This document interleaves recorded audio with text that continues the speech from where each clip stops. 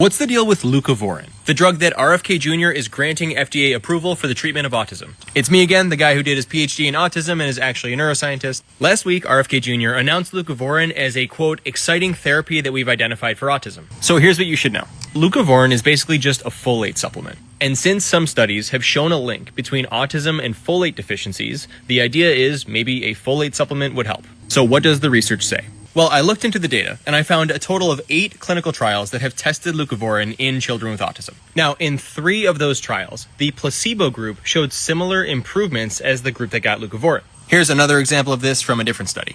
So based on that, we obviously can't conclude that leucovorin works if the people who got nothing showed the same effects. That leaves 5 studies. In 3 of the remaining 5, there was no placebo group at all. That's also bad because we have no one to compare the results to. And finally, in these remaining 2 studies, they did show that leucovorin outperformed placebo at improving autism symptoms. In a total sample of 32 children who got leucovorin and 35 children who got placebo. So, to address the nation and announce a new exciting therapy based on 2 reliable trials with 32 children who got this drug is truly bananas. If we include all of those studies, only 203 children have ever gotten this drug in a clinical trial. That is absolutely unprecedented. And comparatively, if we think back a few years, people were very upset that COVID vaccines were rolled out too soon after they were tested in tens of thousands of people. Now, I'm not just saying all this to dunk on the current administration. This is just what the data say. My honest assessment as a scientist in this field is that autism is very complex, it has a lot of causes,